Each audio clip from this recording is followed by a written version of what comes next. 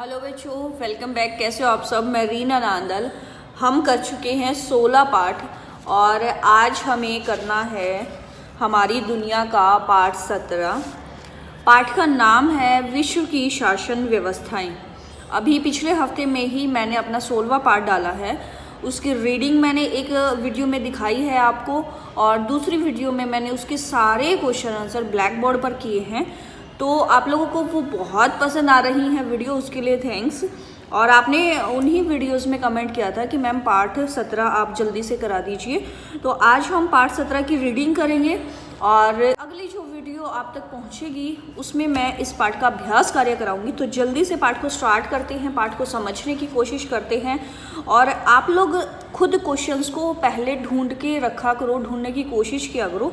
मैं जो अंडरलाइन कराती हूँ मैक्सिमम क्वेश्चंस के आंसर उन्हीं में से मिल जाते हैं। तो आप थोड़ी सी प्रैक्टिस करेंगे तो आपको खुद से क्वेश्चन करने आ जाएंगे। तो चलिए पाठ स्टार्ट करते हैं। पाठ है 17, विश्व की शासन व्यवस्थाएं, यानी कि विश्व में जो शासन किया जाता है उसकी क्या क्या व्यवस्था है, कैसे किया जाता है। एक दिन रौनक ने अखबार पढ़ते हुए अपने दादाजी से पूछा कि सरकार क्या होती है। आपने बार बार नाम सुना होगा, बचपन से आज तक नाम सुनते हुए आ भी रहे होगे कि सरकार ने ये कर दिया, सरकार ये नहीं कर रही है, सरकार ऐसे करती है, सरकार वैसे करती है। तो आपने सरकार का नाम सुना होगा। तो रौनक अपने दादाजी से पूछता है कि सरकार क्या होती है। दादाजी ने मुस्कुराते हुए कहा, सरकार एक ऐसी व्यवस्था है जिससे देश का शासन चलाया जाता है। ये आपको अंडरलाइन कर लेना है कि सरकार एक ऐसी व्यवस्था है जिससे देश का जो शासन होता है उसको चलाते हैं। तो ये आपको मिल गई सरकार की डेफिनेशन कि सरकार एक ऐसी व्यवस्था है जिससे कि देश का शासन चलाया जाता है।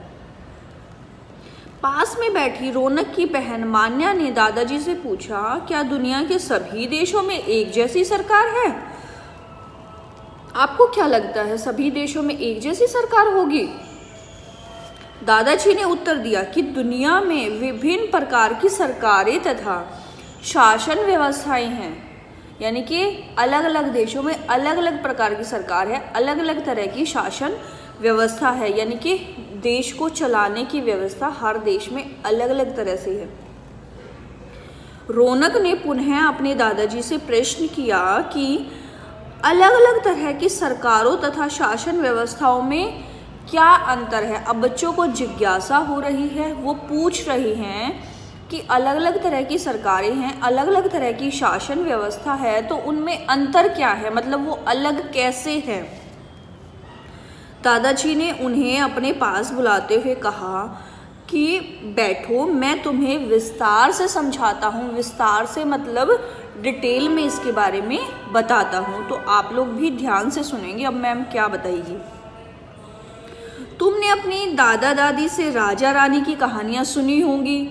पुराने समय में राजा शासन करते थे और अपने कुछ खास लोगों की मदद से कानून बनाते थे। राजा रानी की कहानियाँ सुनते आ रहे हैं ना हम बचपन में, दादा दादी नाना नानी मम्मी पापा हमें सुनाते थे, एक राजा था, ऐसा था वैसा था। तो पहले क्या होता था, राजा शासन करता था, देश को चलाता था, अपनी प्रजा का ध्यान रखता था, और कुछ मंत्री, उसके खास मंत्री जिस पर वो विश्वास कर सकता था, उनके साथ मिलकर वो शासन करता था और कानून बनाता था।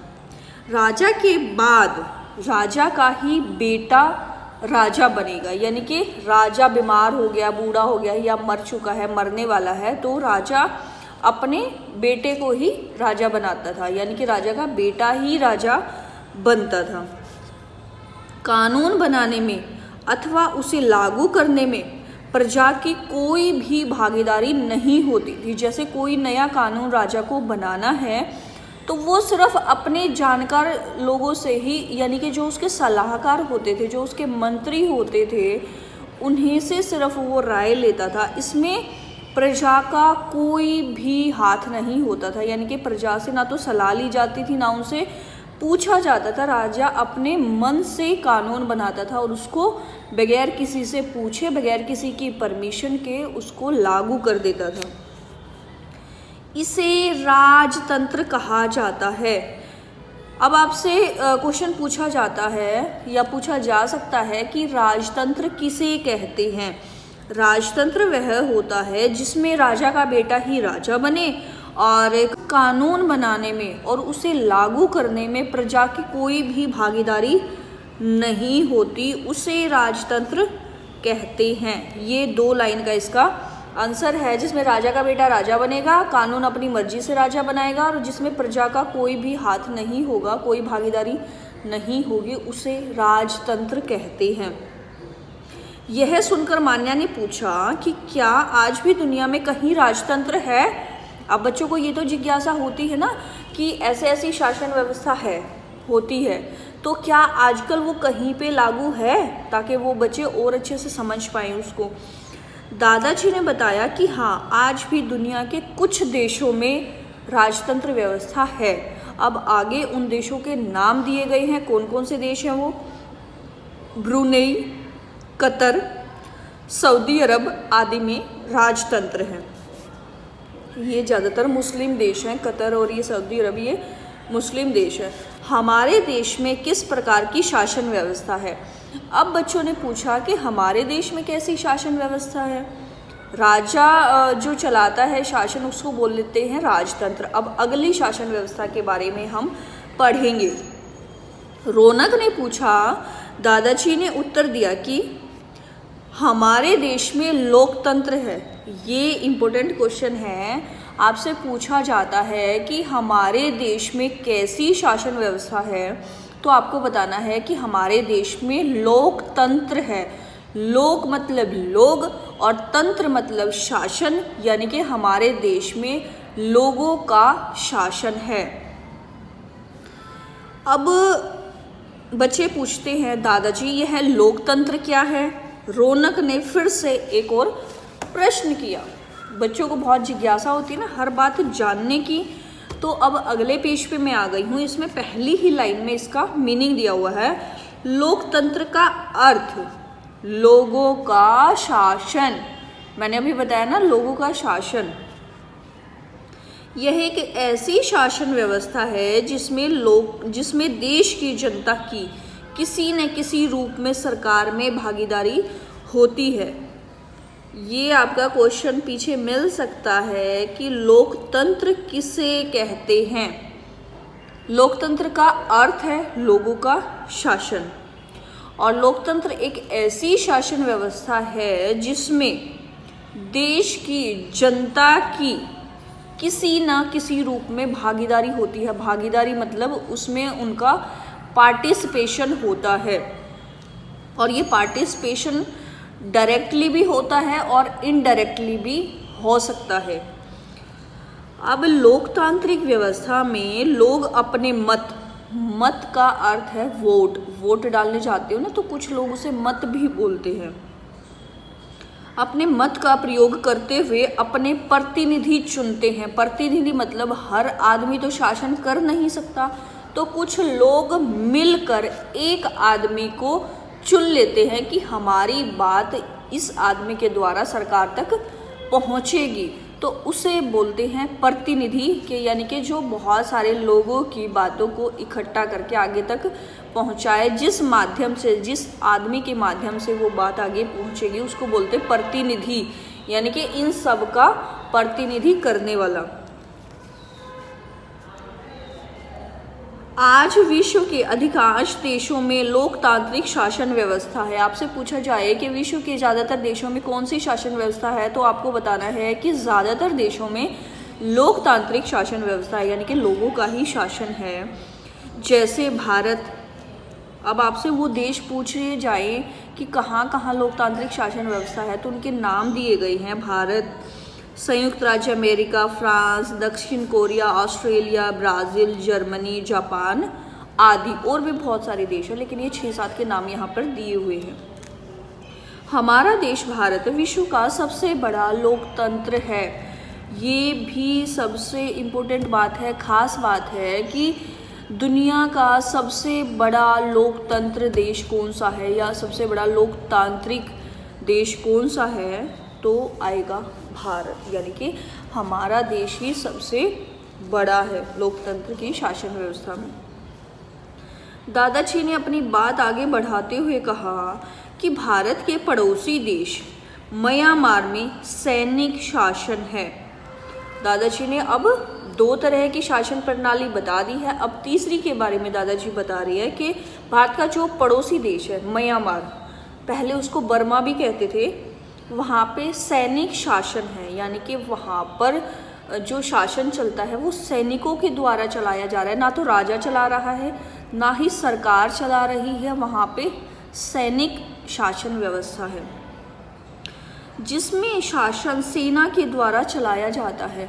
सैनिक शासन व्यवस्था मतलब जहाँ पर शासन सैनिकों के द्वारा चलाया जाता है। पाकिस्तान में भी लंबे समय तक सैनिक शासन रहा है। तो ये पाकिस्तान भी हमारा पड़ोसी देश है, उसके बारे में भी बताया गया है कि काफ़ी समय तक पाकिस्तान में भी सैनिक शासन व्यवस्था रही है, लेकिन फ़िलहाल नहीं है, फ़िलहाल वहाँ लोकतंत्र ही है। कुछ देश ऐसे भी हैं जहाँ शासन की सारी शक्तियाँ एक व्यक्ति विशेष के पास होती है।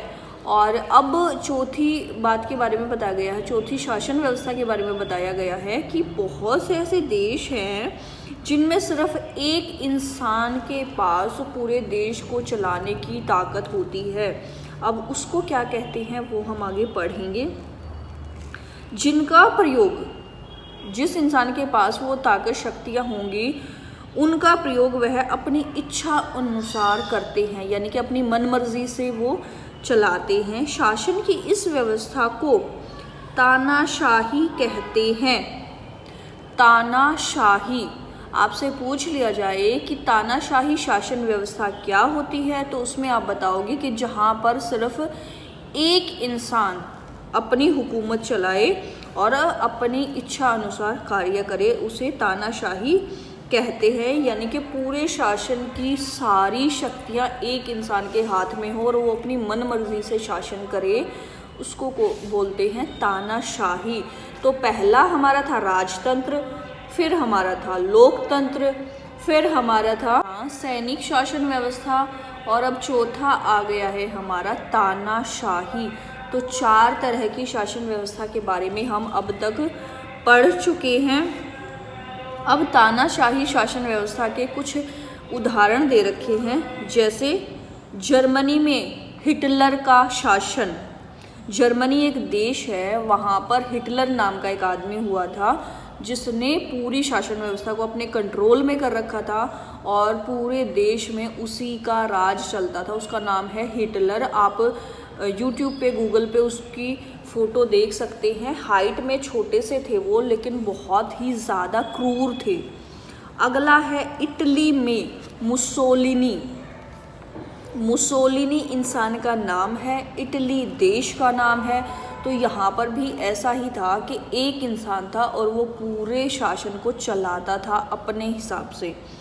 अब इराक में, इराक देश का नाम है, मुस्लिम देश है, वहाँ पे सद्दाम हुसैन का शासन हुआ है। सद्दाम हुसैन अभी कुछ साल पहले मारा भी गया है, अमेरिका द्वारा मारा गया था और पाकिस्तान में छुपा हुआ था वो। तो अब ये मर चुके हैं, तीनों ही मर चुके हैं। अभी फ़िलहाल ये तीनों में से कोई भी ज़िंदा नहीं है, लेकिन इन तीनों ने ही अकेले अकेले इंसान ने पूरे देश पर शासन किया है। मान्या ने पूछा, दादाजी सरकार कैसे काम करती है? अब ये तो हो गए कि शासन कितने प्रकार के होते हैं, 4 तरह के शासन के बारे में हमने बात की है। अब बच्चे पूछ रहे हैं कि सरकार काम कैसे करती है। उन्होंने जवाब दिया कि सामान्यतः सरकार के 3 अंग होते हैं। ये इम्पोर्टेंट क्वेश्चन है कि सरकार के कितने अंग होते हैं। सरकार के 3 अंग हैं, तीनों के नाम आगे दिए गए हैं। व्यवस्थापिका, व्यवस्थापिका किसे कहा गया है? जो कानून बनाती है। फिर है कार्यपालिका, कार्यपालिका जिसके द्वारा कानूनों को लागू किया जाता है। व्यवस्थापिका मतलब व्यवस्था करना किसी भी चीज़ की, यानी कि सरकार में उनका काम होता है कानूनों को बनाना। फिर होता है कार्यपालिका। कार्यपालिका क्या करती है, व्यवस्थापिका ने जो कानून बना दिए हैं उनको वो लागू करवाती है, मतलब किस तरीके से वो जनता पर लागू किए जाएंगे इसके बारे में वो बताते हैं। न्यायपालिका, अब ये तो कानून बनाने की बात हो गई, लागू करने की बात हो गई, लेकिन कई बार ऐसा होता है ना कि जो हमारा समाज है उसमें कई तरह के अन्यायपूर्ण काम हो रहे हों, तो उनसे फिर न्याय कौन दिलाएगा, उनके बारे में कौन बताएगा, उनको कौन सुलझाएगा। तो उसके लिए बनाई गई है न्यायपालिका जो हमें न्याय दिलाती है। तो उसके बारे में लिखा है कि जो न्याय देने का काम करती है, सरकार अपने इन 3 अंगों की मदद से नागरिकों के हित के लिए सारे कार्य करती है। सरकार को शासन चलाने का अधिकार संविधान से मिलता है। अब आप लोग ये भी पूछ सकते हैं कि सरकार शासन तो चला लेती है, लेकिन उसको अधिकार किसने दिया, किसने बोला उसको कि तुम शासन चलाओ? तो ये अधिकार संविधान ने दिया है। सरकार को शासन चलाने का अधिकार संविधान ने दिया है। अब आखिरी पैरा है इस पेज का, दादाजी यह संविधान क्या है? अब बच्चों ने नया शब्द सुन लिया कि संविधान। संविधान है क्या? रौनक ने पूछा। इस पर दादाजी ने बच्चों से ही प्रश्न किया कि क्या कोई भी खेल जैसे फुटबॉल, क्रिकेट या बैडमिंटन बिना नियमों के खेला जा सकता है? आप कोई भी खेल खेलते हैं तो उसके जब तक रूल्स नहीं बनेंगे तो क्या आप उस खेल को खेल पाएंगे? नहीं खेल सकते, क्योंकि रूल्स ही नहीं होंगे तो कैसे पता चलेगा कि कौन सी बात सही है, कौन सी गलत है, कैसे खेले? दोनों बच्चों ने एक साथ जवाब दिया, नहीं, बिल्कुल नहीं। दादाजी मुस्कुराए और बोले कि ठीक इसी तरह शासन चलाने के लिए नियमों व कानूनों की आवश्यकता होती है। ये अंडरलाइन कर लो कि शासन चलाने के लिए किस चीज़ की आवश्यकता होती है? नियमों की और कानून की। पहले तो नियम बनाए जाते हैं कि इस काम को इस तरह किया जाएगा, और फिर उसको लागू करने के लिए कानून बनाए जाते हैं कि नियम तो बना लिए, और जो इंसान इन नियमों का उल्लंघन करेगा तो उसके लिए कानून भी बनाए जाते हैं, सजा भी तय की जाती है। नियमों व कानूनों की इसी पुस्तक को संविधान कहते हैं। ये आप अंडरलाइन कर लो कि संविधान किसे कहते हैं। नियमों व कानूनों की पुस्तक को संविधान कहते हैं। हमारे देश का संविधान 26 जनवरी 1950 को लागू हुआ।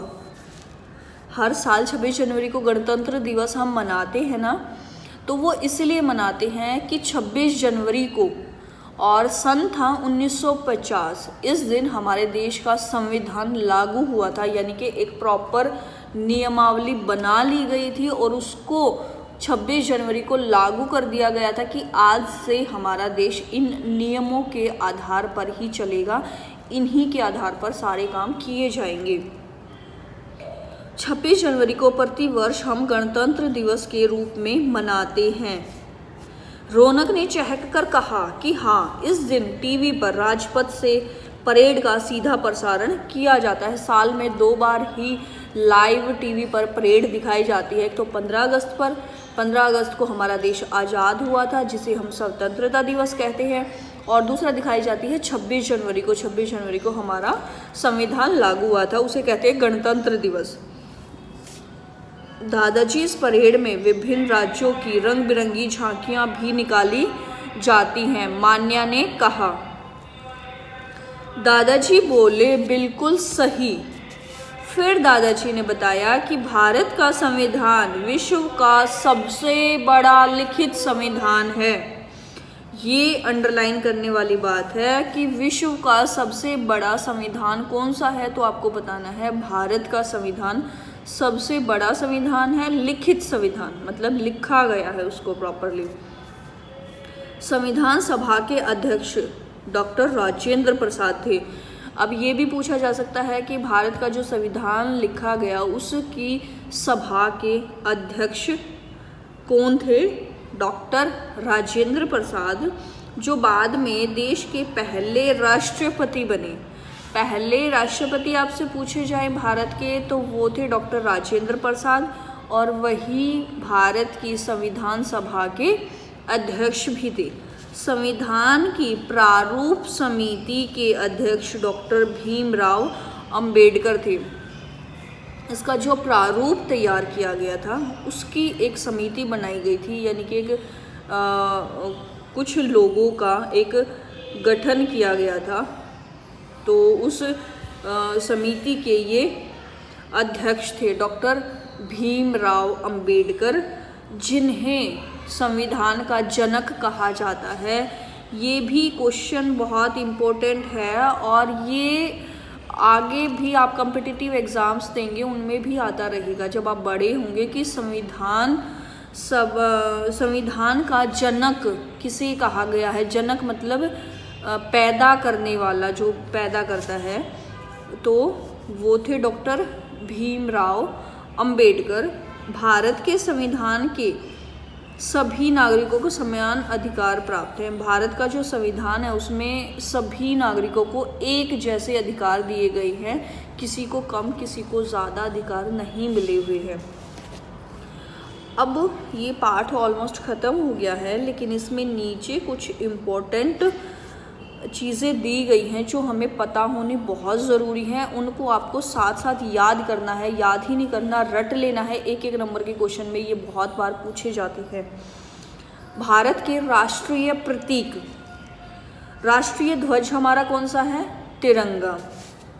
राष्ट्रीय चिन्ह अशोका का स्तंभ। अशोक स्तंभ जो होता है उस पर सिर की तरफ एक आकृति बनी होती है सिंह की, शेर की। अशोका का स्तंभ पर अंकित सिंह। राष्ट्रीय गान, हमारा राष्ट्रीय गान है जन गण मन। राष्ट्रीय गीत वंदे मातरम, राष्ट्रीय गीत है हमारा वंदे मातरम।